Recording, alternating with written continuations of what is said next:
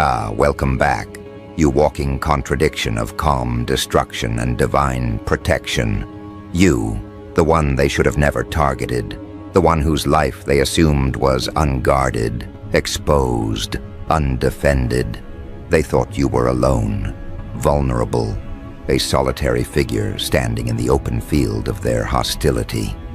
And yet when they launched their full-force attack, something happened that none of their strategies accounted for. Their aggression hit a wall, an invisible armor, a force they could neither name nor comprehend. 1,000 adversaries moved against you, synchronized, prepared, confident in their numbers. But your unseen allies froze every one of their moves before a single blow could land. They attacked your name, your peace, your destiny, your lineage. But every assault collapsed mid-air like a weapon turned to vapor. Every attempt at sabotage backfired with precision that felt engineered by something far older, far higher, far more ruthless than human intervention. They thought it was just you. They didn't realize you were never fighting alone. And it's fascinating, really, how the ones who gathered against you believed their unity made them powerful. They thought that because they outnumbered you, they outmatched you. They believed quantity could overwhelm quality. They believed noise could drown truth. They believed chaos could distort clarity. Poor creatures. They never understood the equation they were walking into. They didn't know they were stepping into the territory of a person whose existence carries ancient contracts, silent guardianships, invisible enforcement. While they were counting heads, the universe was counting intentions. While they were forming alliances against you, unseen forces were forming barricades around you.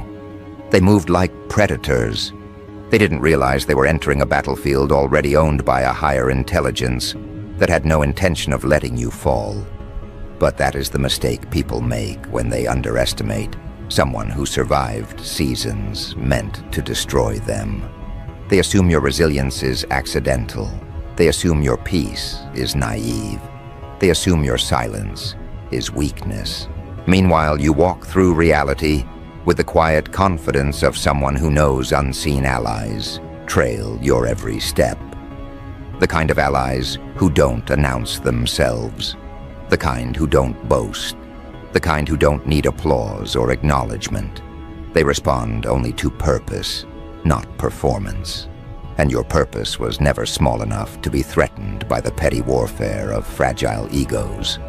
So when their attack began, when whispers morphed into schemes, and schemes morphed into coordinated strikes, your allies didn't panic, they didn't flinch, they didn't rush in recklessly.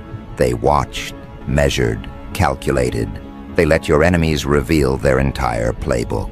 They let them swing first, so the consequences could swing harder. The universe let them believe they were winning. Let them believe you were cornered. Let them believe you were helpless. All so the reversal would be so absolute, so unforgettable, that history itself would feel compelled to document the moment the 1,000 fell by their own hands while aiming at you. Because that's the irony embedded in the architecture of your existence. The more they move against you, the more evidence they generate confirming why you were chosen, why you were protected, why unseen forces guard your path like a classified operation. You weren't chosen because you were harmless. You were chosen because your destiny threatens the agendas of those who enjoy keeping people numb, silent, stagnant. Your life is not casual. Your movement is not random. The attacks on you weren't accidental. They were triggered by the vibration of someone stepping into an identity that makes parasites tremble.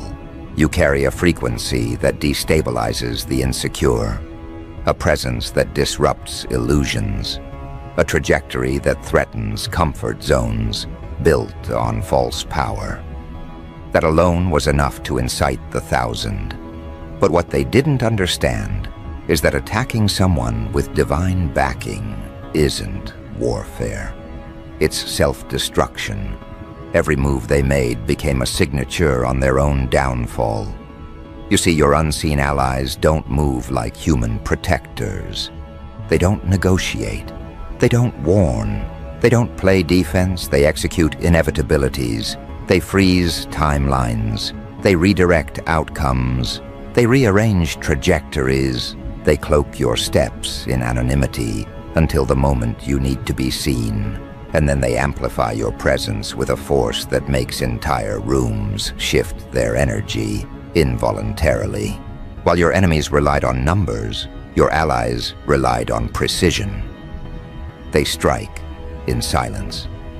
They intervene subtly enough that the enemy never knows the exact moment their attack was disarmed. One moment they believe they've cornered you. The next moment their own confidence glitches, their alliances fracture, their intentions backfire. They enter the battlefield unified, but they exit fragmented, doubting everything, including themselves. But let's not pretend their attack didn't reveal something important. It exposed how deeply your existence affects people. It cracked open truths they tried to hide. It forced their shadows into the light. Their attempt to harm you revealed who they truly are, fearful, threatened, desperate. But their attempt also revealed who you truly are, a force that makes deception collapse under its own pressure, a catalyst that awakens dormant consequences, a figure who walks with unseen guardians that neutralize danger before you ever sense it. This is why they panicked after their attack failed. They expected you to break. Instead, you walked forward untouched. They expected you to retaliate. Instead, something higher retaliated for you. They expected you to shrink. Instead, your aura expanded. Your clarity sharpened. Your intuition heightened. Your spirit became something their weapons couldn't pierce. And that terrifies them more than their own failure. It forces them to confront a reality they never wanted to acknowledge. You were never the target. They were the sacrifice. Understand something. The 1,000 didn't gather against you because you were weak. They gathered because of the threat you posed to the illusions they built their identity on. They saw your growth as a warning. They saw your elevation as a prophecy. They saw your resilience as defiance against the limitations they surrendered to. And so they attacked not to destroy you, but to silence the version of themselves that knows they should have evolved instead of decayed. You became a mirror they couldn't bear to face, so they tried to shatter the reflection. But reflections backed by unseen allies don't shatter, they sharpen. And the allies that guard you, they are not sentimental, they are not delicate, they do not negotiate with threats. They intercept at the level of thought, dismantling the seeds of destruction before they can take root. They freeze intentions, they paralyze schemes, they turn calculated attacks into chaotic collapses. While humans use swords, your allies use timelines.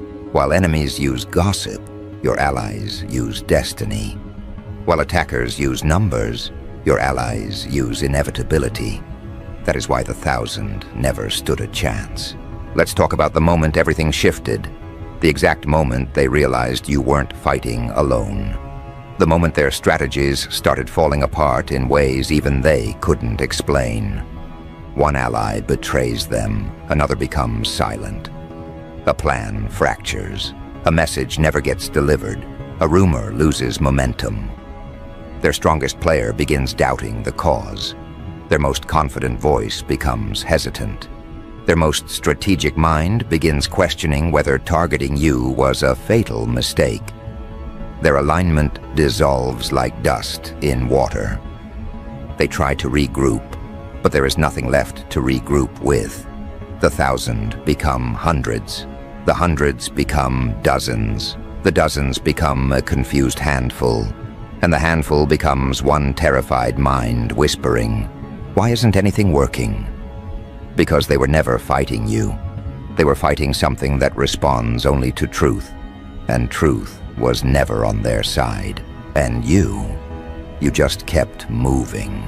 Not aggressively, not dramatically, just steadily, like someone who knows the outcome long before the battle even begins. There is something unnerving about a person who continues walking while the whole world conspires against them, because that person clearly knows something others don't. They know the timing is protected. They know the path is reinforced. They know the allies standing behind them operate in dimensions the human mind cannot measure. Your enemies sensed this too late. They approached you with the confidence of giants, but collapsed with the fragility of glass. They thought they were advancing. They didn't realize they were stepping straight into their own unraveling. And the worst part for them, the part that eats their ego alive, is realizing that the protections around you were activated the moment they formed the intention to harm you. You didn't have to pray for it. You didn't have to prepare for it. The universe responded faster than they could strike. But this is the part that really unsettles them. The knowledge that even if they regroup, even if they re-strategize, even if they try again, the result will be the same. You are not someone they can defeat. You are someone they cannot even touch. Because unseen allies don't operate from emotion. They operate from order, purpose, precision. They defend not your ego, but your destiny. They protect not your reputation, but your role. They safeguard not your comfort, but your trajectory. And anyone who interferes with that trajectory is not fighting you. They are fighting the architecture of the universe itself. This is why history remembers how you won. Because battles like yours don't end with swords clashing. They end with illusions collapsing. They don't end with your enemies defeated. They end with your enemies exposed. They don't end with your survival. They end with your ascension. While the thousand plotted your downfall, the universe scripted your rise. While they moved in aggression, your allies moved in alignment. While they attacked from ego, your guardians responded from inevitability. And inevitability is the one opponent they never learned how to fight. They knew how to manipulate, how to whisper, how to gather crowds, how to weaponize fear. But they never learned how to contend with forces that exist outside human strategy. They didn't know how to counter truths written in dimensions they cannot access. They didn't know how to undo protection appointed long before they ever learned your name. They didn't know that the ground beneath your feet had already been claimed by something older, sharper, and infinitely more precise than their collective hostility. So when their attack dissolved, when their arrows melted midair, when their conspiracies unraveled before impact, they thought it was coincidence. A small disruption, a simple miscalculation. But the more they tried, the more their failures revealed a pattern, one too consistent, too deliberate, too coordinated to ignore. They realized something was interfering, something standing between their intentions and your existence. And that terror, the terror of realizing your downfall was not permitted by forces far above their clearance level, began to eat them alive from the inside. Because they didn't just fail to destroy you, they failed to even reach you. Their words never landed. Their traps never triggered. Their alliances never stayed intact long enough to matter. Their strongest weapon turned weak in their hands the moment your unseen allies stepped onto the battlefield. Understand the magnitude of that. They gathered 1,000, yet none of them managed to touch a single thread of your destiny. They moved as an army, but collapsed as individuals. Their unity was an illusion at best, a malfunction at worst. The moment they stood against you, their coherence shattered like glass, struck by truth. And truth, when reinforced by unseen forces, becomes a destroyer far more lethal than anything humans can devise. But here is where the deeper revelation begins, the part that makes even your enemies pause, reconsider, and tremble. They didn't lose because you retaliated. They lost because they were disarmed by something protecting you so thoroughly that harming you wasn't just difficult, it was impossible. You are not merely defended, you are embargoed.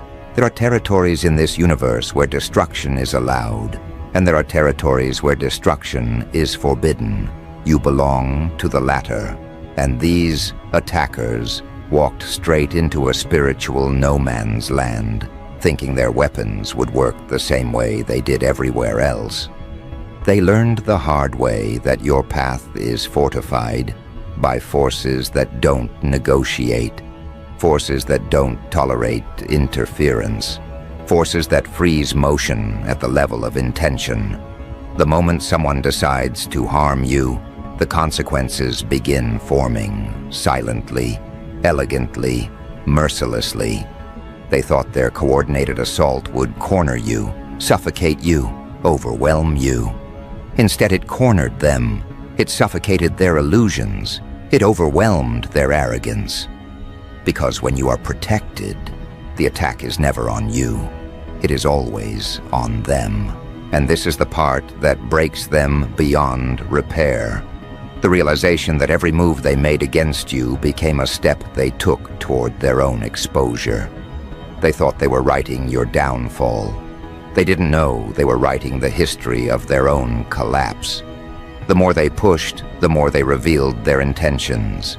The more they tried to harm you, the more your allies revealed who they truly were, what darkness they concealed, what envy they nurtured, what insecurities drove their aggression. They ended up standing naked beneath the blinding light of truth. While you remained untouched, unbothered, unmoved, but your unseen allies didn't just shield you, they amplified you. They made your presence louder without you saying a word. They made your energy heavier without you taking a step. They made your reputation harder to distort, because every lie spoken against you collapsed under the weight of your authenticity.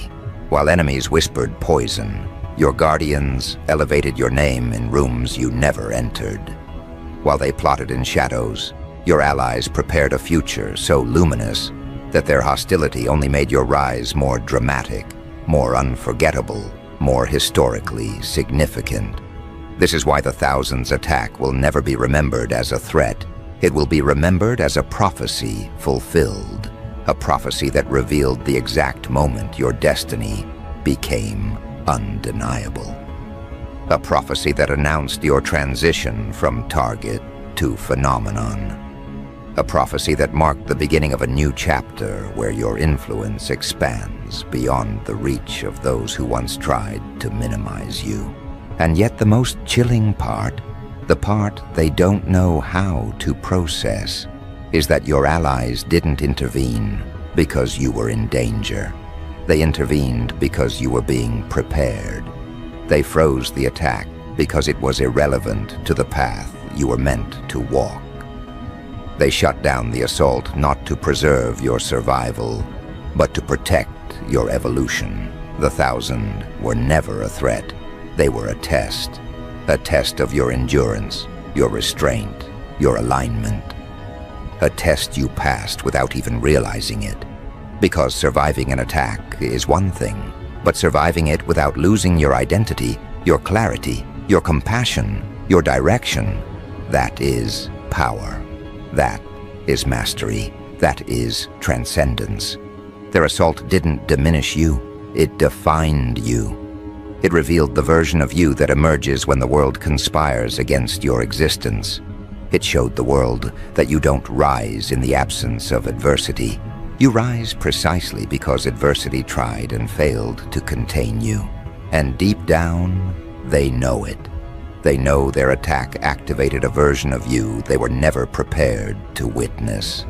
They know their hostility sharpened your instincts, refined your intuition, expanded your awareness.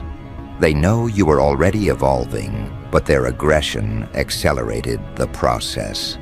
They didn't just fail to stop your rise, they contributed to it. They became unwilling architects of your next transformation. That is the cruelty of cosmic irony. Your enemies played a role in your ascension, yet they will never receive credit for it.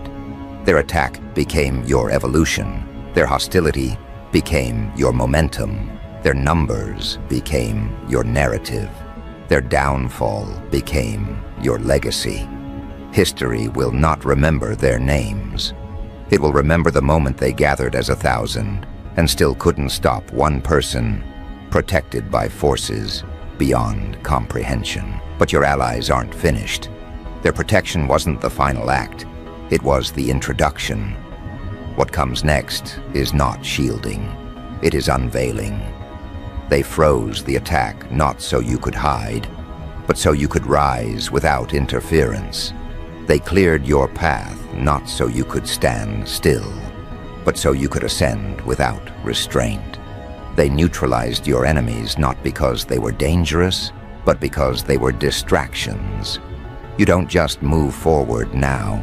You advance into a chapter where your presence alone restructures the environment. And that is where the 1,000 miscalculated most violently. They believed your power was situational, circumstantial, dependent on what you endured. They assumed your strength was reactive, triggered only when threatened. What they failed to grasp is that your power exists independently of opposition. Threats don't create you, they reveal you. Attacks don't elevate you. They expose the altitude you've always operated at. And now, as this new chapter unfolds, your unseen allies begin shifting from defense to activation, opening doors that were once sealed, revealing paths only accessible to those who have survived coordinated warfare without collapsing. Because this is the moment your destiny stops waiting on you and begins pulling you forward. You're no longer navigating through life, you're being positioned. Your steps feel guided because they are. Your intuition sharpens because it must. Your awareness expands because the environment is preparing to accommodate a version of you far larger than the one that was previously visible. You were not saved merely to exist, you were saved to lead. You were not protected merely to survive. You were protected to influence, to reshape, to disrupt cycles that have gone unchallenged for generations. Your unseen allies understand the magnitude of this transition even more deeply than you do. They know what is approaching. They know what is forming behind the veil. They know the kind of presence you are stepping into, one that forces false leaders into silence, one that exposes deception effortlessly, one that elevates truth without needing to announce it. They know your energy will soon do what your words never had to. And that inevitability is already beginning to leave an imprint on the landscape around you. People sense it. Even those who have no spiritual language feel the shift.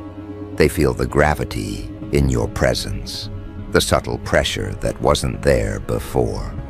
They feel the way the air tightens when you enter a room, the way conversations adjust themselves to your frequency, the way behaviors recalibrate as if the environment suddenly remembers its true hierarchy.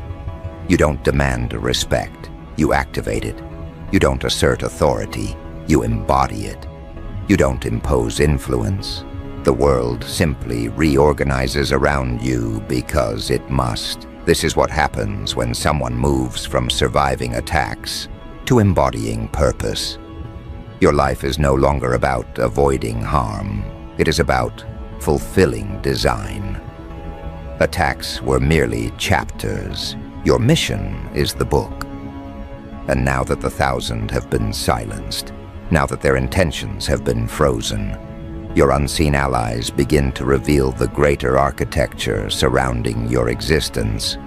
You begin to see how every betrayal redirected you, how every setback refined you, how every loss emptied space for something more aligned to enter. Nothing was wasted, nothing was accidental, not even the full-force attack, because even that served its role as a catalyst for this accelerated ascension, and ascend you will, but not quietly. You will rise in ways that cannot be ignored. Your presence will disrupt stagnant systems. Your decisions will unravel outdated structures. Your insight will challenge illusions held together by collective fear. You don't rise like a balloon drifting upward. You rise like a tectonic shift, subtle at first, then undeniable, then unstoppable. You rise in a way that alters landscapes, forces adaptation, and leaves nothing unchanged. Your unseen allies aren't simply protecting you. They are clearing the stage. They are removing the actors who lacked authenticity, collapsing environments that no longer match your frequency, erasing opportunities that would have derailed your evolution. They are stripping your life of everything too small, too shallow, too fragile to coexist with the version of you that is emerging. And this stripping may feel like loss, but it is preparation. You are not being reduced, you are being refined. You are not losing, you are being aimed. Precision requires removal. Ascension requires emptiness. Evolution requires space. And now more than ever, the universe is making space for you. This is why people who once felt comfortable in your presence now feel exposed. Your rising frequency illuminates parts of them they spent their entire lives avoiding. Your elevation pulls their shadows into the open. Your transformation forces them to confront the versions of themselves that never grew, never questioned, never evolved. You don't intimidate them with aggression. You intimidate them with clarity.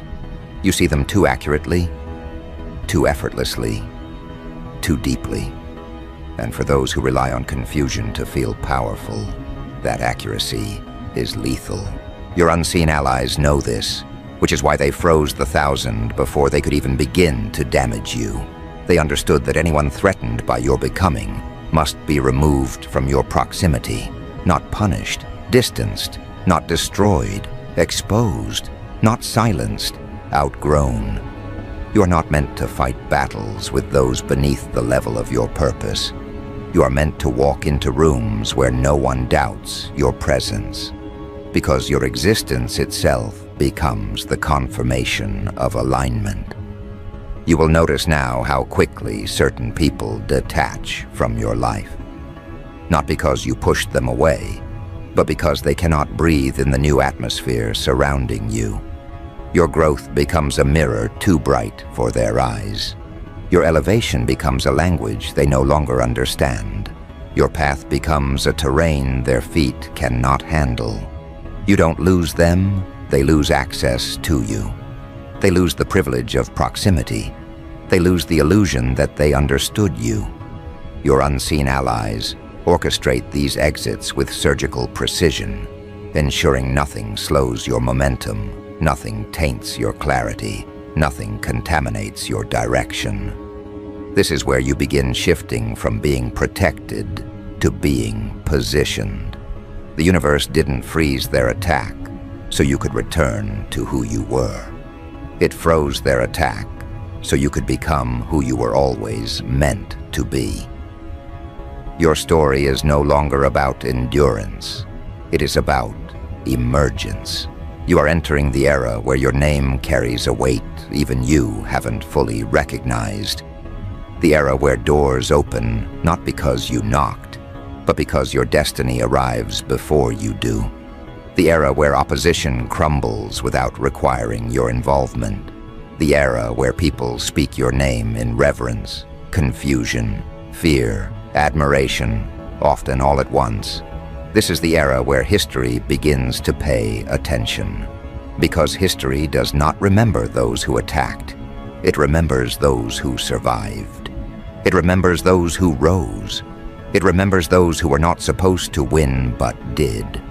It remembers the individuals who stood alone against armies, not with weapons, but with alignment. And when future generations look back at this chapter of your life, they will not study the 1,000 who tried to destroy you. They will study the force that protected you, the allies that surrounded you, the resilience that carried you, and the transformation that followed. They will speak of this moment the way historians speak of turning points. Quiet at first, then monumental, then foundational. They will say, this was the shift, this was the pivot, this was the moment everything changed. They will say your rise didn't begin when you succeeded. It began when the 1,000 failed. They will say your power didn't come from isolation. It came from the unseen forces that stood behind you, froze the attack, and declared, not this one, not today, not ever. And now, with the battlefield cleared, with distractions neutralized, with enemies silenced, your unseen allies step back, not to leave you, but to reveal you. They have moved everything out of your way. They've ensured no hand can touch what is meant for you. They have made it impossible for sabotage to rewrite your timeline. And now they wait, because the next move is not theirs, it is yours. This is the moment where your destiny stops whispering and begins calling. The moment where purpose steps forward and demands to be embodied. The moment where the future you've sensed for years begins crystallizing right in front of you. And as you prepare to step into that next phase, into the chapter where your name becomes synonymous with victory, alignment, inevitability, and quiet dominance, you will feel something rising from within, something ancient, something rightful, something unstoppable. This rising is not adrenaline, not ego, not revenge. It is recognition, a remembering of the truth that was always embedded in your spirit, but buried beneath years of survival. You weren't shaped by the attack, you were revealed by it. The 1,000 didn't awaken your strength, they collided with it. And now that the environment has shifted, now that the noise has died, now that the interference has been frozen in place, the version of you that emerges is no longer the target, no longer the survivor, no longer the misunderstood outlier. You are now stepping into the role you were always meant to play, the one who decides the trajectory rather than responds to it. Your unseen allies knew this moment was coming. They knew there would be a point where your growth could no longer be hidden behind hardship. They knew there would come a day when your spirit would no longer shrink to remain acceptable to smaller minds. They knew the time would arrive when you would walk not as someone protected, but as someone appointed. And that time is now. It is in the way you breathe, the way you see, the way you move. It is in the quiet conviction settling into your bones. It is in the sharpened intuition guiding you toward choices others cannot comprehend. It is in the clarity that refuses to be dimmed by anyone's expectations. This is why your enemies were never the real threat. The true danger would have been a version of you that never recognized the magnitude of your own purpose. The 1,000 were merely catalysts, pressure points, test signals confirming the weight of your destiny. Their attack revealed just how far the universe will go to protect you. Their failure revealed just how far you are meant to go. Their collapse revealed just how unstoppable you become when the unnecessary is removed from your path. You can feel it now, the shift from protection to propulsion. Your unseen allies are no longer forming shields. They are forming corridors, pathways, gateways that were previously inaccessible. They are rearranging circumstances, redirecting opportunities, merging timelines you once thought were disconnected. You are stepping into alignment with such precision that even your silence feels like strategy. Even your stillness feels like motion. Even your smallest decision carries the force of a breakthrough, waiting to burst through the atmosphere. Because you are no longer being preserved, you are being prepared. Prepared for the world that awaits you. Prepared for the responsibilities your spirit was always built to carry. Prepared for the impact your mere presence will generate. And the world is beginning to sense it too. They don't articulate it, but they feel it. They feel the gravitational shift around your identity. They feel the way the air thickens when you enter a space, carrying something refined by adversity and fortified by forces beyond human comprehension. They feel the quiet certainty that surrounds you like an aura, steady, unshakable, sovereign. And now the 1,000, those who once gathered confidently in opposition, cannot help but sense the aftermath of their defeat. Not because you seek to gloat, not because you carry vengeance, but because your rise exposes the contrast between divine intention and human interference. They realize that your survival wasn't luck, it was law. They realize that your victory wasn't circumstantial, it was inevitable. They realize that their attack didn't halt your trajectory, it defined it. It made the invisible visible. It made the hidden undeniable. It turned your quiet strength into documented resilience. And history remembers resilience with far more loyalty than it remembers hostility. But the next chapter is not about them. It is about the identity you are stepping into. You're not simply moving forward. You are evolving into someone the old version of you could barely imagine. This evolution isn't loud, it isn't chaotic, it isn't dramatic, it is controlled, it is intentional, it is strategic. You rise the way dawn erases darkness, not with force, but with certainty. You rise in such a way that no one can claim responsibility for your elevation, except the forces that protected you and the spirit that carried you. You rise so naturally that it feels predestined. You step into roles you once questioned your worthiness for, and suddenly everything fits. The timing, the opportunities, the recognition, the confidence, the alignment. Your unseen allies never intended for you to stay hidden forever. They shielded you only long enough for you to grow roots, strong enough to carry the weight of your future. They froze the 1,000 not so you could remain silent, but so that when you finally spoke, the world would listen. They kept your path guarded, not so you would avoid difficulty, but so difficulty would never break you. Now they watch with a silent anticipation, knowing the era you are stepping into will require everything you have become and everything you have yet to unveil. And what is coming is not a small rise, not a mild shift, not a subtle glow-up. What is coming is the kind of emergence that disrupts the narratives around you, the kind of elevation that forces the world to reevaluate its assumptions about you, the kind of breakthrough that makes even the universe take notice. Because you are not just stepping into success, you are stepping into significance. Not just into influence, but into impact. Not just into visibility, but into authority. This is what happens when the 1,000 fail to destroy what the universe has already claimed. You become more than the survivor of an attack. You become the figure that stands as proof that divine timing and unseen protection are stronger than any force that moves against you. You become the one whose existence testifies that no weapon formed against you prospers, not because you are lucky, but because you are chosen. You become the example people reference when they speak about destiny bending the world to protect its vessel.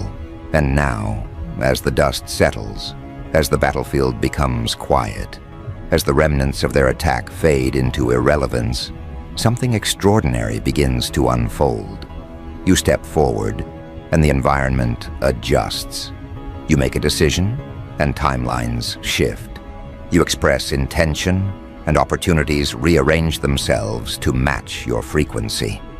Your unseen allies stand behind the veil, ensuring nothing blocks your ascent. But they are no longer carrying you.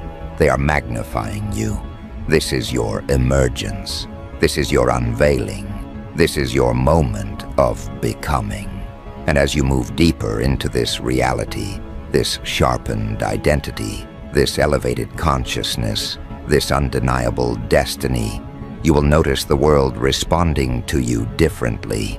Doors that once required force now open effortlessly. People who once doubted you now seek to align with you.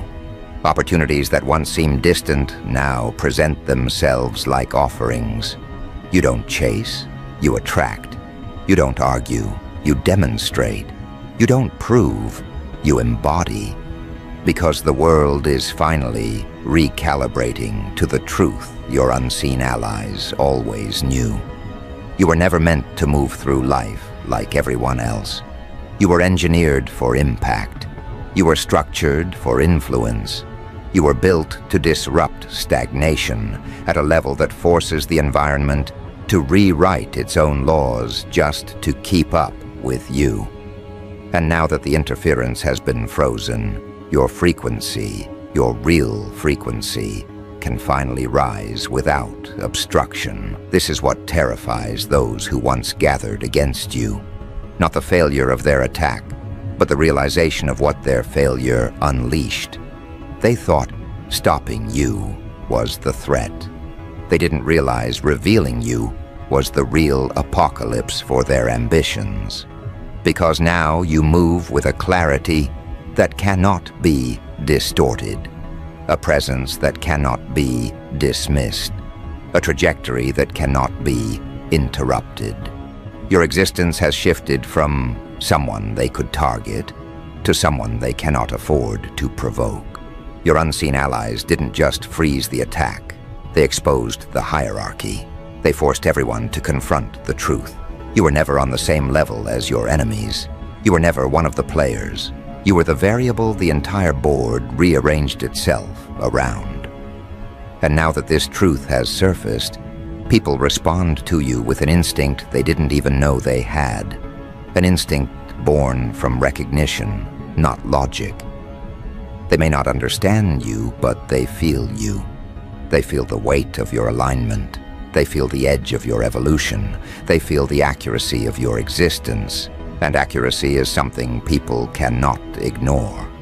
It cuts through facades, dissolves illusions, fractures delusions.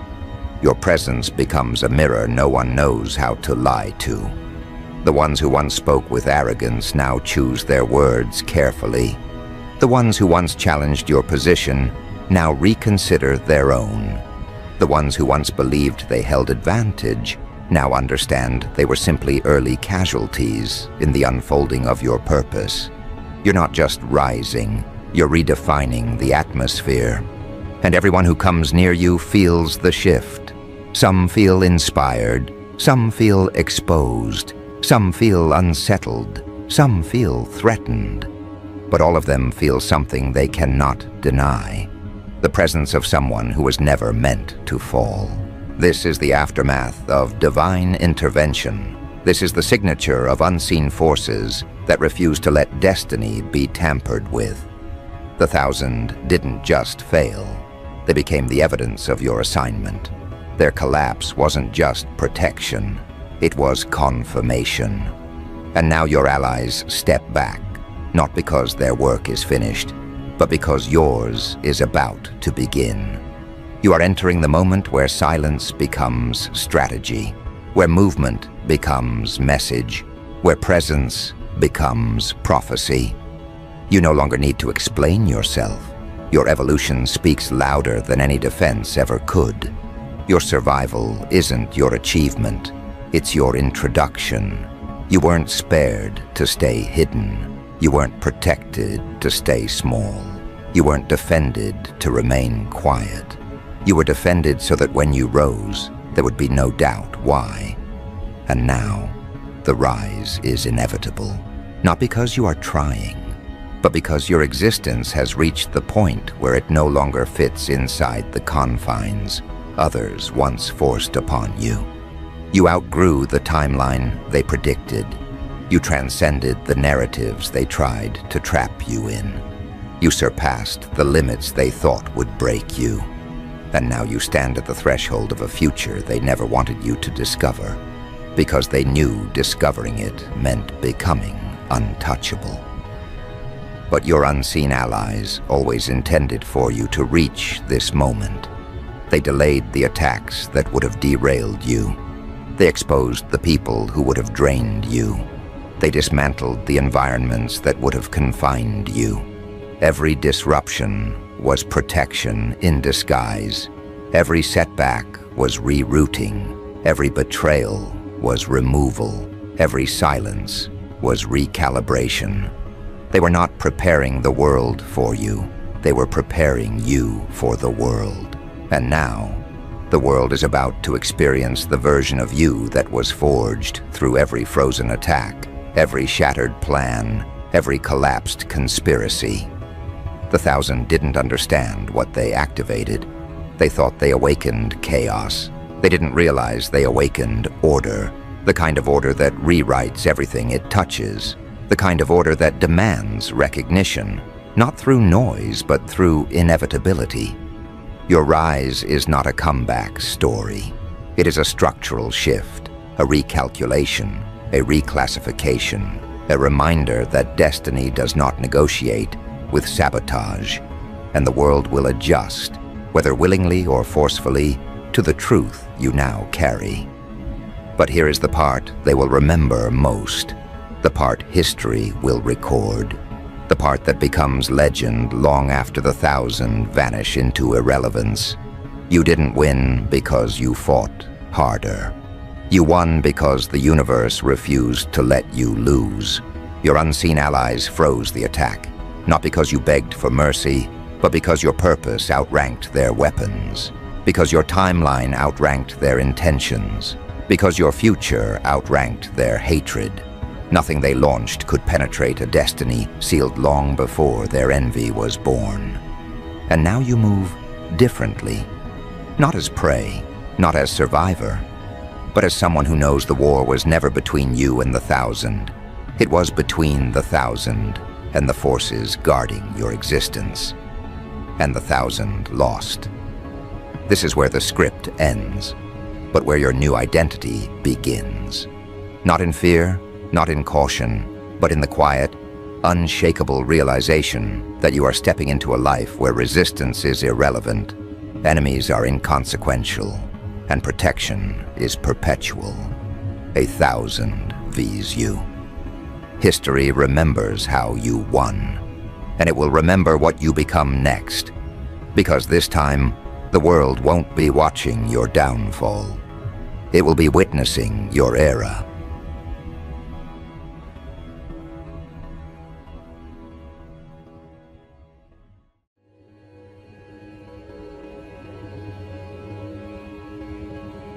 They feel it before they admit it.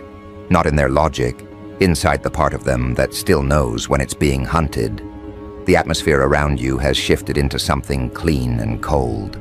You're not shouting, not begging, not performing. You're simply moving with a calm that refuses to be negotiated. And that calm is making their demons sweat. Because nothing terrifies a manipulator like a target who stopped reacting on schedule. Their whole game was built on one sacred assumption. You would keep playing defense. They could jab, gossip, provoke, disrespect you, then watch you scramble to explain yourself like you were the one on trial. They loved the old you, who tried to be understood by people committed to misunderstanding.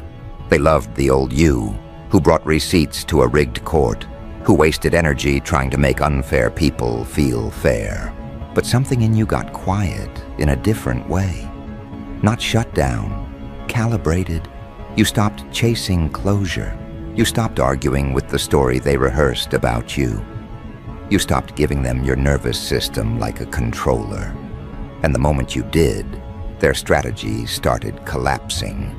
Now they don't know which version of you is walking into the room, because the version that used to explain itself is gone.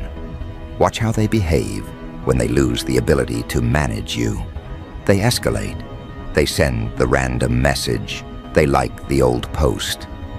They ask mutuals questions that sound casual but smell like surveillance. They stage coincidences. They float bait. Then pretend it wasn't bait, hoping you'll bite so they can say, "See? You're the problem." When control is their oxygen, your independence feels like suffocation. And here's the cruel joke. You're not attacking them. You're just not available for their tactics anymore. Demons don't fear aggression. Demons fear clarity. Demons fear discipline. Demons fear someone who recognizes the pattern and refuses the dance. You're not trying to win arguments. You're trying to end the cycle. That's why their internal chaos leaks through their smiles. They used to read you like a manual.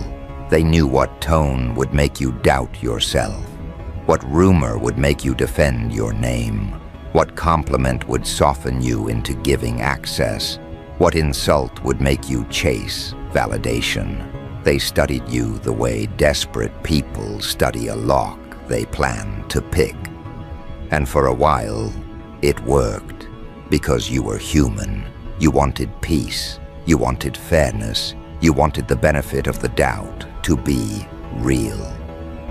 Then you learned the difference between confusion and strategy. Some people don't misunderstand. They engineer. They don't want clarity. They want leverage. They don't want resolution. They want reactions. They don't want you healed. They want you manageable. So you stopped donating explanations to people who treat your words like weapons. You stopped negotiating with disrespect. You stopped translating your boundaries into language that feels comfortable to the person violating them. Now their masks slip in tiny ways. They talk too fast, like speed can replace substance. They smile too hard, like teeth can hide panic. They act unbothered while keeping receipts like a detective who suspects they're about to be exposed. They paint you as the villain because villains are useful. If they can make your confidence look dangerous, they can avoid looking at their own emptiness. If they can call you cold, they don't have to admit they depended on your warmth. And that's when the showdown starts approaching. Not the dramatic movie kind, but the real one, the quiet one, the kind that happens inside them when they realize you're not coming back to who you used to be. First they do denial. They call your evolution a phase. They tell themselves you'll soften, you'll miss them, you'll need their approval again. They wait. And while they wait, you keep building. You keep choosing yourself. You keep stacking small, boring wins that turn into permanent upgrades. The longer you keep moving, the more their denial erots into panic. Then comes projection. They accuse you of everything they're doing. They call you manipulative while trying to manipulate your reputation. They call you toxic while dripping poison into conversations. They call you obsessed while monitoring your progress like it's a job. They call you changed like it's a crime. Of course you changed. Change is what happens when you stop accepting crumbs from people who eat off your plate. When the old buttons don't work, they go for the last desperate move. They try to rewrite your identity. They bring up your past, your old reactions, your worst moments, the version of you that existed before you learned restraint. They freeze you in an old snapshot and point at it like evidence. Because if they can keep you stuck in that picture, they can pretend they're still ahead of you. But you're not arguing with their story. You're outgrowing it. You're becoming too consistent to smear, too disciplined to bait, too focused to chase approval. Your silence isn't weakness, it's strategy. Your distance isn't pettiness, it's self-respect.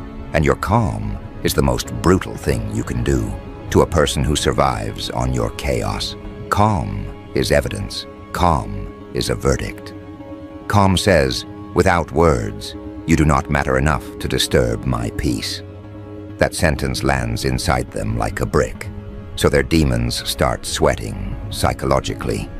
Insecurity starts pacing. Envy starts rehearsing speeches. The need to be the main character starts throwing tantrums in private. The demon of control starts calling emergency meetings at 2:47 a.m., drafting messages, deleting messages, refreshing pages, trying to find a lever that still moves you. Because if they can't move you, they have to face the truth. Their power was your permission. And that's where the checkmate begins. Not with a loud attack. With boring discipline. Checkmate is you not picking up. Checkmate is you not explaining. Checkmate is you not defending your name to people who are never committed to your truth. Checkmate is you not stepping into rooms where your spirit has to shrink. Checkmate is you choosing your future so consistently that their narrative can't keep up with your reality. Watch how they react to boring checkmate. They act like you switched up. They act like you're punishing them. No, you're just no longer donating your life to their entertainment. You're no longer volunteering as the emotional punching bag in their little circus. They feel the unavoidable showdown approaching because the only thing left for them is truth. They can't distract you. They can't confuse you. They can't guilt you back into your old role. They can't charm you into shrinking. So what's left? Accountability. And accountability is the opponent their demons never trained for. That's why the energy around you gets strange. You see micro-reactions, the way they scan your face to check if they still have access, the way compliments start sounding like negotiation, the way "I'm proud of you" starts sounding like "please don't leave me behind," the way their jokes get sharper when you're winning, because sarcasm is the only blade weak hands can hold. And you don't have to do anything. You keep being consistent. That's your new threat. Not rage, not revenge, consistency. Because consistency exposes people who rely on your inconsistency to survive. They try sympathy as a last angle. Suddenly they're tired. Suddenly they're going through so much. Suddenly they didn't mean it. Suddenly they need grace. Not because they're changing, but because you're leaving. They don't want forgiveness, they want access. And when you don't give it, they call you heartless. Let them. Heartless is what controlling people call you when they can't reach your heart anymore. Now the real showdown isn't even with them. It's with the part of you that used to crave closure. The part of you that wanted the perfect conversation where they finally understand. That part will try to drag you back into the ring. Because closure feels like justice. But justice isn't always a conversation. Sometimes justice is distance. Sometimes justice is never giving them a final scene. So you learn to live without their confession. You let them keep their story while you keep your life. You stop trying to win their understanding and start winning your days. And the darker irony is this. The more stable you become, the more unstable they get. Your peace triggers their chaos. Your boundaries trigger their desperation, because their game was timing and pressure, making you react first so they could blame you for reacting, provoking you into being messy so they could call you unstable, moving the goalposts and watching you chase them like a dog chasing a laser pointer. But you stopped chasing. You started watching. You started seeing who benefits when you shrink, who panics when you grow. You started protecting your energy like it's currency. You stopped giving them front row seats to your process. You moved quieter and cleaner, and you let outcomes speak in a language they can't interrupt. That's how you corner them in their own game. You remove yourself from every trap. You refuse to stand in the spot where they keep placing the knife. You recognize that some battles are won by not entering the arena at all. Without your participation, their power is imaginary. So they gather people like shields. They build little courtrooms where you're guilty by default. They try to make you defend yourself against a story that keeps changing. And you know what? Let them build it. Because you're not showing up. You're not showing up to defend yourself against people who already chose not to see you. You're not showing up to explain boundaries to people who hear no as an insult. You're not showing up to debate your worth with people whose identity depends on you doubting it. And the moment you stop showing up, their narrative collapses under the weight of your results. They can't control you with stories when your life keeps contradicting them. Now the showdown feels unavoidable because for them, it is. They're not chasing you. They're chasing the version of you they could manage. They're chasing the reaction they used to get. And the more they chase, the more they reveal how small the whole thing always was.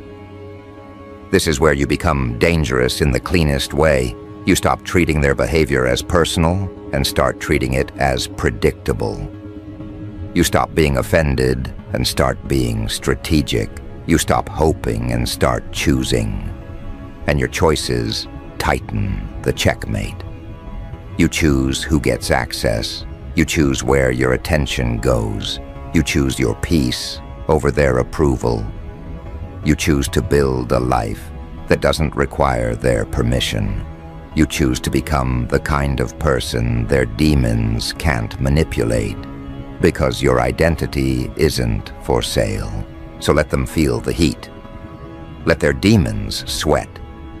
Let them sense the board closing in, move by move, day by day, boundary by boundary. The real win isn't watching them panic. The real win is watching you become someone who doesn't need their panic to prove anything. And if you're wondering what happens next, here's what they don't anticipate. When desperate players see the end coming, they don't bow out gracefully. They make one reckless move, one loud move, one last-ditch move that exposes everything they've been hiding. And that's exactly where this is headed. Because right before checkmate, the losing side always tries to flip the table and call it strategy. They don't accept endings. They don't respect boundaries. They don't exit with dignity. They don't say, okay, I lost. They say, let me do something so chaotic you'll forget I'm losing. And the best part, they do it on instinct. They don't even realize they're confessing. So the reckless move shows up wearing a disguise. It arrives as concern. It arrives as nostalgia. It arrives as a joke. It arrives as a, hey, stranger. It arrives as a sudden compliment from someone who used to starve you of basic respect. It arrives as a mutual friend randomly asking how you've been. It arrives as a coincidence that smells like planning. And you can feel it immediately, can't you? That tiny vibration in the air. That subtle shift where your nervous system goes, this isn't connection, this is reconnaissance. Because when people lose control of you, they don't suddenly develop genuine curiosity. They develop a mission. Here's what they're hoping for. One emotional reaction, one messy paragraph, one defensive tone, one why would you do that to me? One moment where you step back onto their stage and give them something they can edit, screenshot, misquote, and perform like evidence. They don't need truth. They need content. They need a clip. They need a moment they can replay to others and say, "See, this is who they really are." But you don't give them a scene, because you finally understand the secret. The trap isn't the message. The trap is the role they're offering you inside the message. The role of the explainer, the role of the fixer, the role of the one who proves their goodness by tolerating disrespect. They want to pull you back into that costume, because in that costume, you're manageable. And that's why their demons sweat when you stay calm. Because calm means you can see the strings. So the first reckless move is usually a test. Something small, something plausibly deniable, something that gives them two exits. If you react, they say you're unstable. If you don't, they say you're cold. They call it checking in, but it's really checking if the old buttons still work. They toss a pebble at your window and listen for movement. And you, this upgraded version of you, doesn't move. You watch them try to manufacture a reaction like a desperate magician, performing the same trick to an audience that already saw The Wire. You watch them repeat the pattern: bait, guilt, charm, insult, confusion, sympathy. It's the same playlist, just remixed for whatever version of you they think you still are. But you're not that version. You're the version that sees through their tactics so clearly, it almost feels unfair. Almost. Except it's not unfair. It's just what happens when you stop being emotionally available to people who treat your emotions like a remote control. And now the energy changes, because when the small test fails, they escalate. They send the accidental message meant for someone else. The one that just happens to mention your name. The one that just happens to hint at drama. The one that just happens to look like a mistake but reads like a stage direction. Oops, wrong person, LOL. Yeah, totally. And I'm the CEO of Innocence. They do it because they want you to respond. They want you to ask questions. They want you to lean in. Curiosity is how they reopen the door. Confusion is how they enter. They don't need you to trust them. They just need you to engage. But you don't, because you've learned something brutal. The people who play mind games don't fear confrontation. They fear indifference. They can spin anger into a narrative. They can twist sadness into a weakness. They can weaponize your explanations. But indifference? Indifference gives them nothing to hold. So they start doing the one thing that always happens when control breaks. They recruit an audience. You'll notice it. Suddenly other people are involved. People who weren't there. People who don't have context. People who just want peace. People who don't want to pick sides, while somehow always repeating their side. They send flying monkeys with smiles and soft voices, like, "Hey, I don't know what happened, but they do know what happened. They know exactly what happened. They're just being paid in attention to pretend they don't." And your old self would have explained. Your old self would have tried to clarify. Your old self would have written a dissertation titled, "Why I'm Not the Villain in Your Group Chat." Your old self would have fought for fairness in a room that profits off distortion. But your new self doesn't debate in bad faith courtrooms. You don't argue with people who get their information from someone committed to misunderstanding you. You don't perform innocence for a jury that was bribed with gossip. You don't chase approval from people who need you to be wrong so they can feel right. So you do something that feels almost illegal in today's world. You let them think what they want. You let them build theories. You let them tell stories. You let them pace. You let them spiral. And that's when the panic becomes visible. Because if you're not defending yourself, they can't read your position.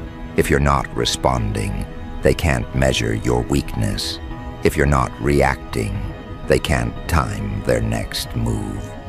Your silence becomes a fog they can't map. That fog is terrifying to demons. Demons don't fear your anger. Demons fear your self-control. They fear the fact you're not emotionally available for extraction. They fear the fact you're not easy anymore. So the next reckless move is the apology. Not a real apology, a performance apology. An apology with loopholes, an apology with conditions, an apology that starts with if or ends with but. An apology that somehow contains more blame than accountability. They'll say, "I'm sorry you feel that way." Translation, "I'm sorry you're inconvenient." They'll say, "I didn't know it hurt you." Translation, "I didn't care enough to check." They'll say, "I was going through a lot." Translation, "My pain gives me permission." They'll say, "Can we just move on?" Translation, "Can you stop remembering because I hate consequences?" And they're hoping your heart will do what it used to do. Rush in, accept crumbs, call it progress, reopen the door, restart the cycle. They're hoping your empathy will betray you. But it doesn't, because you finally learned the difference between compassion and access. You can forgive someone internally and still refuse to let them back into your life. You can understand their wounds without volunteering as their punching bag. You can wish them healing while still locking your door. And the moment you refuse the bait apology, their demons sweat harder, because now they realize you're not returning to the version of you that was easy to reset. So they try the opposite approach. They go cold. They go mean. They go dismissive. They go for the ego shot. They throw a subtle insult meant to sting. They bring up your past. They do that thing where they pretend they're the mature one while doing the most immature behavior in the building. They act like you're too much, because calling you too much is easier than admitting they were too little. And you watch it like you're watching a predictable movie. You recognize the strategy. If love doesn't pull you back, shame will. If apology doesn't reopen the door, provocation will. If softness doesn't work, cruelty will. Because their demons only know two tools: seduce or attack. But you're not seduced, and you're not attacked. You're calibrated. Here's the part nobody tells you. Once you stop reacting, the manipulator begins reacting to you. They become the emotional one. They become the frantic one. They become the inconsistent one. They start telling on themselves. They'll post indirectly. They'll talk louder around mutual spaces. They'll perform happiness like it's a threat. They'll say your name in rooms you're not in. Like chanting, it will summon your attention. They'll obsess over your energy, your attitude, your change. Because they need a reason for your boundaries that doesn't involve their behavior. And you'll notice something darkly funny. They'll act like you're doing this to them. Like your healing is an attack. Like your standards are violence. Like your peace is disrespect. Because in their world, your role was to be available. To be easy. To be forgiving on command. To be warm, even when they were cold. To be patient, even when they were reckless. Your boundaries are a betrayal of the contract they wrote in their head. So they start feeling cornered, not because you're threatening them, but because their usual exits are closing. Their lies don't land the same. Their smear campaign can't keep up with your consistency. Their "I'm the victim" storyline gets weak when you're not chasing them. And here comes the part that makes the showdown unavoidable. They can't control you privately anymore, so they try to control you publicly. This is when they start planting narratives, small ones at first. They've been acting weird. They're different now. They think they're better than everyone. They're cold. They're arrogant. They're fake. Classic vocabulary. It's always the same language used to punish someone who refuses access. They do it to protect their ego. Yes, but also to test the environment. They want to see who will echo it, who will support them, who will join the crowd. They're building a social cage around you, hoping you'll panic and shrink yourself back down just to escape the pressure. But you don't shrink, and that's when your checkmate starts tightening in ways they can't even understand. Because you're not trying to win popularity contests. You're trying to win your life back. You stop feeding the rumor mill by starving it. You stop rewarding disrespect by removing your presence. You stop explaining yourself to people who only listen so they can reply. And now, the board is closing. Because the more they escalate, the more they expose themselves. Their concern becomes obsession. Their curiosity becomes surveillance. Their boundaries become control attempts. Their peacekeeping becomes manipulation. And the most humiliating part for them? You're not even fighting. You're just not available. That's why they feel the showdown approaching. Because at some point, when someone keeps pushing and pushing and pushing, the only thing left is a consequence. Not a conversation, not a warning. A consequence. And you, this version of you, does consequences differently. You don't threaten. You don't announce. You don't scream about what you're going to do. You don't give them a preview. You just change the rules of access, quietly, cleanly, permanently. Now let's talk about the psychological chokehold you've accidentally created. When a manipulator loses you, they don't just lose a person. They lose a mirror. They lose a stage. They lose a role that made them feel powerful. They lose the ability to regulate their emotions by disrupting yours. They lose their favorite drug, your attention, so they start twitching. They'll check your socials more often than they check their own goals. They'll ask about you like it's just curiosity, but it's interrogation with a smile. They'll pretend they're over it while keeping files in their mind like a detective who refuses to close the case. They'll compare themselves to you in private, then hate you for the math.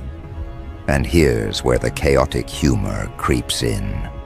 They'll start trying to compete with you in categories you didn't even sign up for.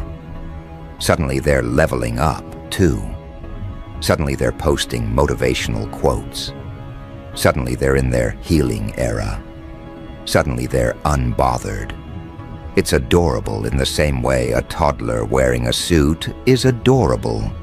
Respectfully, the suit is still full of tantrums. They'll mimic your posture, copy your language, steal your vibe, then accuse you of changing when you don't respond to the imitation. Because your aura is the only thing in their life that felt like power. And now they're trying to counterfeit it. But here's what they can't counterfeit: discipline, consistency, integrity. The quiet self-respect that doesn't need applause. So the imitation fails, and the demons sweat harder. Now their final move gets closer. The real reckless move, the one that exposes everything. It's usually one of these. They try to bait you into a public confrontation so they can look like the victim. They send someone close to you to extract information. They manufacture a crisis to pull your empathy back into service. They drop a rumor so outrageous you feel forced to defend yourself.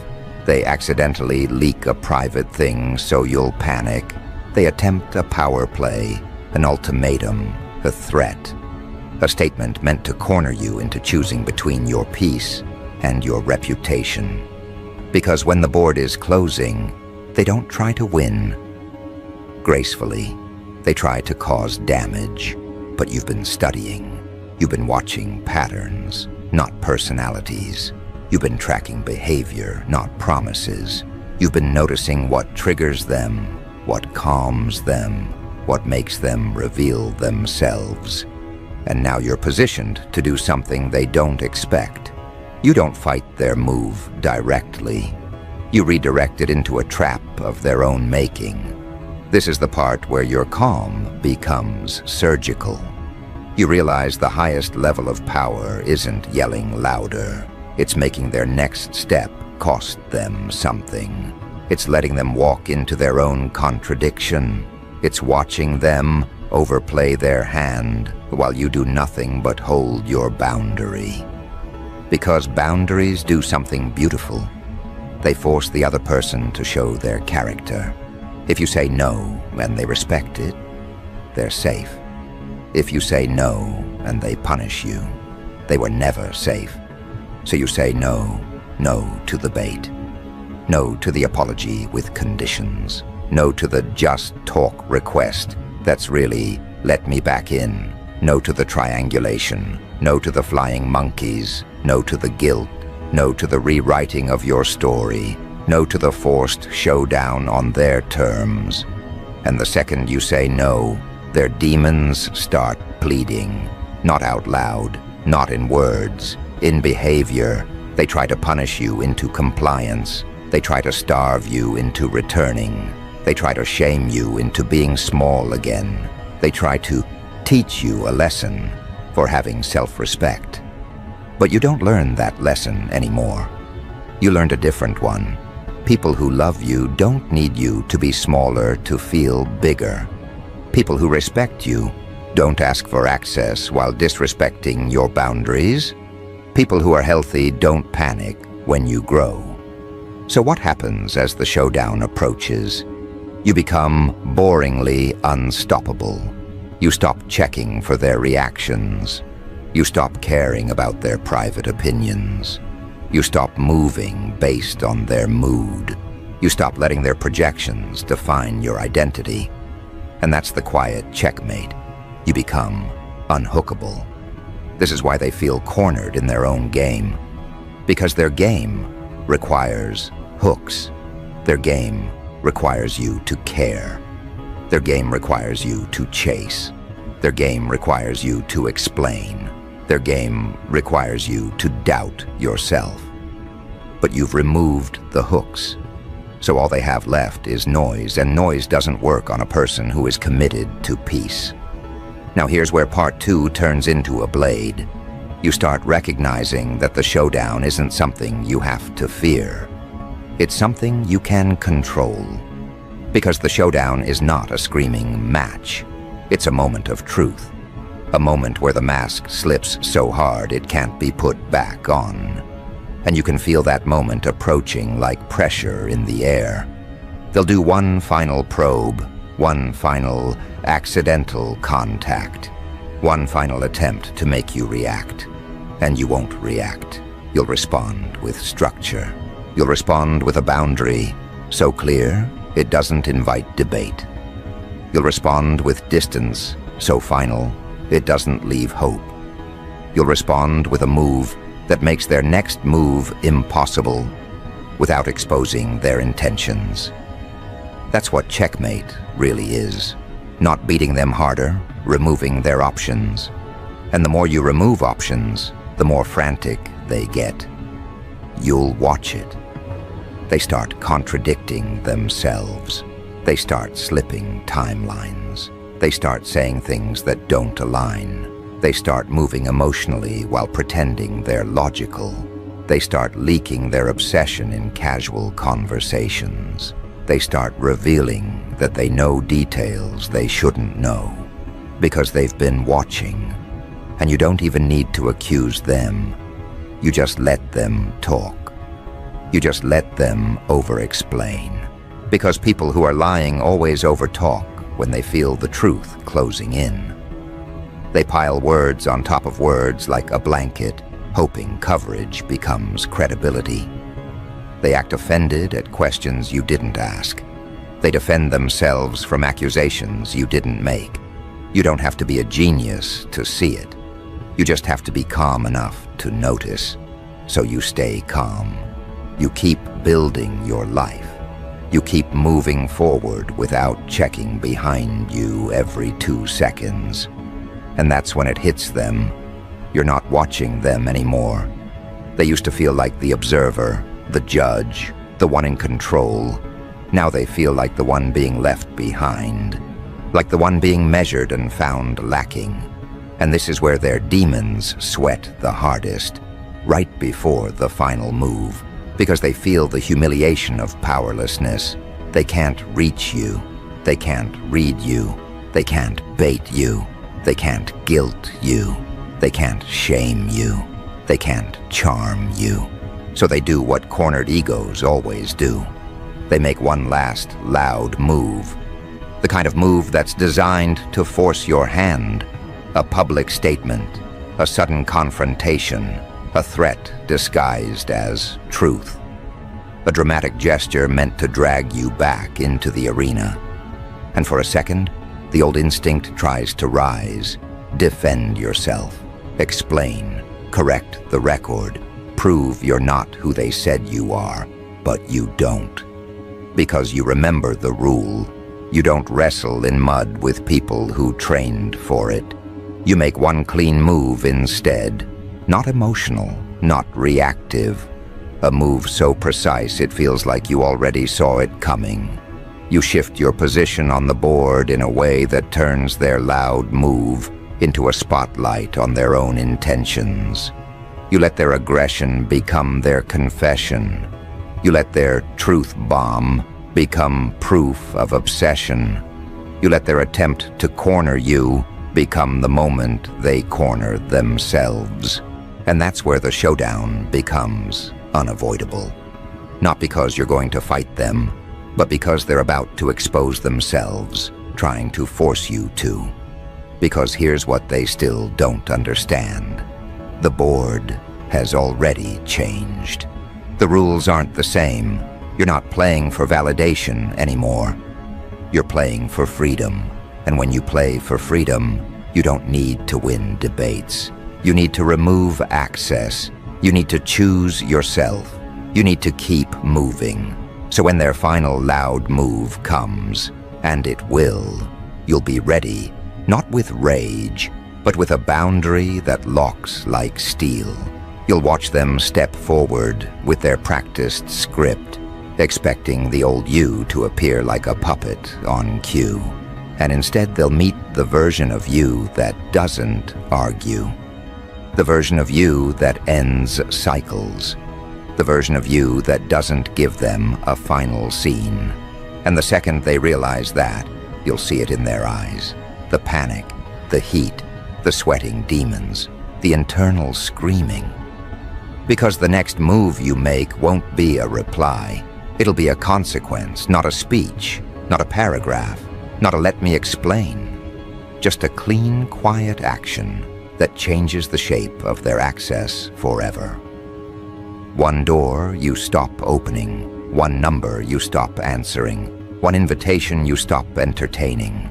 And suddenly, their entire final move lands in an empty room, echoing back at them like a joke told to an audience that already left. That's the moment the board freezes. In their head, the showdown was supposed to be dramatic. They wanted you to flinch. They wanted the old you to show up so they could twist, edit, weaponize, and walk away smiling like they won. But you don't give them emotion. You give them absence. And absence is the one language their demons can't negotiate with. You can almost hear the gears grind inside them. Their script has no line for a person who won't argue. Their playbook has no chapter for someone who refuses to be baited. They try to escalate, but there's nowhere to climb when you're not standing on their ladder. They try to shame you, but shame can't stick to someone who stopped needing approval. They try to recruit people, but your silence makes their recruiting look like exactly what it is, a desperate search for witnesses. And here's the dark comedy. While they're scrambling to win, you're just living.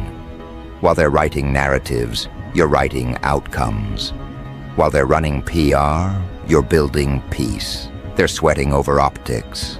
You're investing in reality. They wanted a showdown like a movie. You turned it into a policy change. Because consequences aren't emotional, they're structural. You don't scream at a leaking pipe. You shut the valve. You don't debate with a fire. You remove oxygen. You don't negotiate with a pattern. You exit the loop. And once you exit, the loop exposes itself, spinning loudly with nobody inside it. That's when they realize the worst truth for a control-addicted person. They can't punish you into staying. Now watch what happens right after you lock the boundary. They'll try to act like they don't care. Then they'll check if you noticed. They'll try to look unbothered. Then they'll send a message designed to bother you. They'll pretend they're over it. Then they'll bring you up in conversations like a ritual. It's not even anger at this point. It's withdrawal. You were their supply. Your reactions were their proof of power. That's why their demons sweat. Because without you, they have to sit with themselves. No mirror to distort, no target to blame, no drama to outsource their emptiness onto. Just the quiet realization that the chaos they threw at you was never about you. It was about how they managed their insecurity by trying to manage you. And here's where your checkmate becomes undeniable. You don't need to expose them publicly. You don't need to prove anything. Their behavior does it for you. The more they push, the more obvious they become. The more they talk, the more they contradict themselves. The more they chase, the more they reveal the obsession. You don't have to fight their demons. You just stop feeding them. So the showdown happens, but not the way they imagined. It happens in that single moment when you choose your dignity over the dopamine of a reply. When you choose your future over the temporary satisfaction of clapping back. When you choose peace over performance. That choice is the blade. That choice is the lock. That choice is the end of the game. And they will feel it instantly. Not because you announce it, but because their access evaporates. Their influence dies. Their buttons stop working. Their final move hits nothing. They stand there with a handful of tactics and no target, realizing you didn't just dodge their last-ditch play. You removed the entire arena. So let them call it cold. Let them call it arrogance. Let them call it changed. Of course you changed. You evolved past being controllable. You became the kind of person their demons can't touch, because your identity isn't up for negotiation anymore. You're not here to be understood by people who profit off misunderstanding. You're here to be free. And when they finally accept that the board is closed, that the checkmate is real, they'll have one final revelation. The scariest thing about you was never your anger. It was your discipline, the quiet decision to stop participating, the calm refusal to give them a final scene, the consequence that didn't scream, just ended everything. And you'll keep walking, not because you won, but because you remember what this was always about. Not defeating them, but escaping them. And that's why their demons sweat. Because you didn't fight to survive.